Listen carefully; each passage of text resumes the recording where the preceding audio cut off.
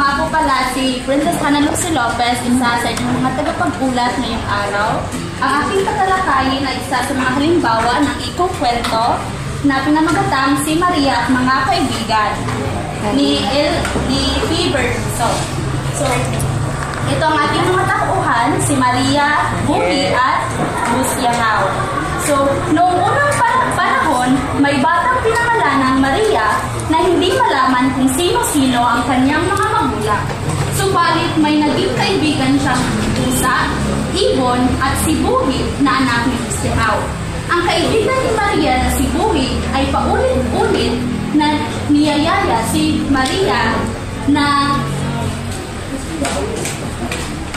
na roon matulog sa kanilang tahanan. Isang hapon, habang naglalaro si Maria at Buhi, niyaya naman ni Buhi si Maria na roon matulog sa kanila. Habang pinapatulog sila, si Maria ay balisang-balisang. Ngunit si Buhi ay tulog na tulog.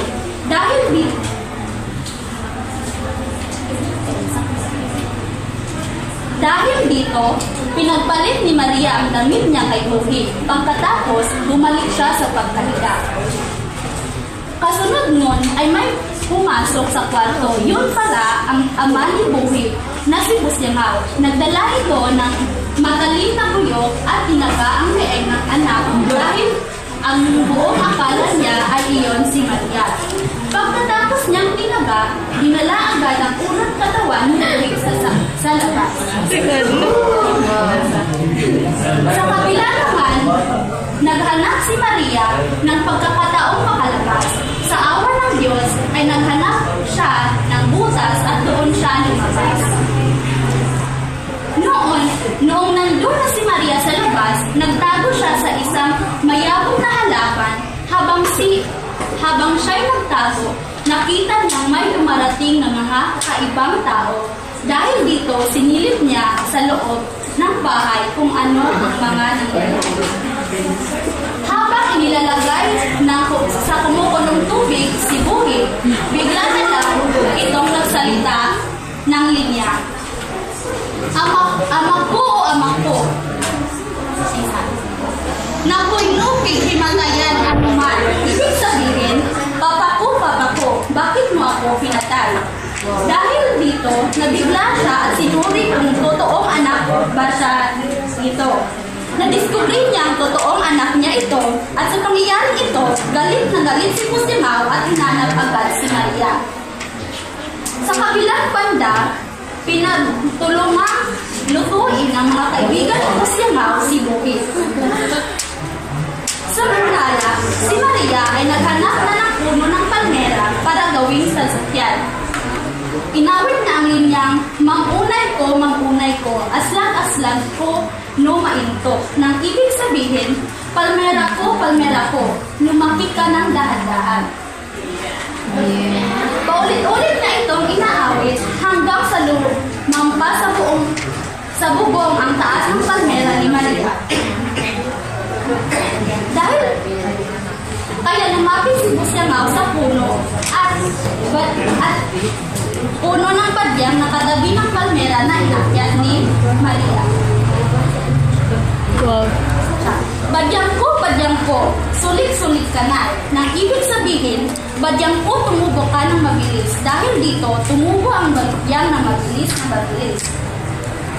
Dumating ang puntong muntik na mapundan ang paa ni Maria dahil mabilis na tumubo ang halaman ng badyang. Kaya sumigaw si Maria, Amuwa! Panuktok! Usa, manipa, sipa. Ang ibig sabihin, kaibigan kong batok, tukain mo ang kalaban at usa, sipain mo ang kalaban. Naka-report niya? Agad-agad lumipad palapit ang kaibigang tipo na si Maria at si Batok at nagsabi,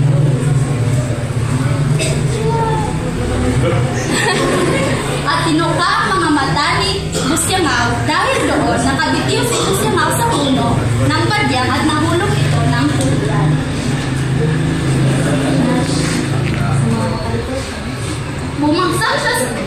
Bumagsak siya sa lupa at inapak-apakan agad ng pusa si Husgangao hanggang sa mamatay ito.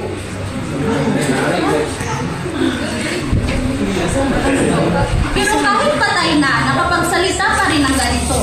Bakit ang anak ko ang napatay ko? Bakit Ang napatay hindi si ko. Maria? Dark ba ng story ko? Sa kabilang banda, tulong pasasalamat si Maria sa mga alaga niyang ibon na si Batok at kaibigang hayop na si Pusa. Nang dahil sa tulong nila, nailigtas ang buhay ng kaibigan na si Maria. Hindi na pa. Ay, napag-isian mo na. Hindi tayo tingin-tingin. Tama. Ha? Oh, aral daw. Isa. Bibili mo si Cooper na. Kasi, Anong aral ng tunan? so, ano pa ang aral ng ating kwento? This is Naniniwala ako na ang aral nito ay nakaudlot sa kaulit-ulihan dahil tunay na magandang larawan ang ipinagaloob ng may akda sa kwentong ito. Simula sa simula hanggang sa huli, hindi ito nakariktan. Kung sa gayon, ang aral na maibibigay dito ng may akda para sa kanyang mga mambabasa ay ang kalikasan maaari natin itong sandigan, maaari natin itong kalaban. Ngunit ang kalikasan kung atin itong aalagaan, pangangalagaan natin ito, tayo rin ay katulungan kagaya ng ginawa ng mga hayop kay Maria. Na kung saan siya ay humingi ng tulong sa kalikasan sa pamamagitan ng una, gumawa siya ng isang awitin upang mabilis na tumubo ang halamang ito at tinugbawa rin siya ng panawag pansin upang tulungan siya ng mga hayop. Okay, maraming salamat. Next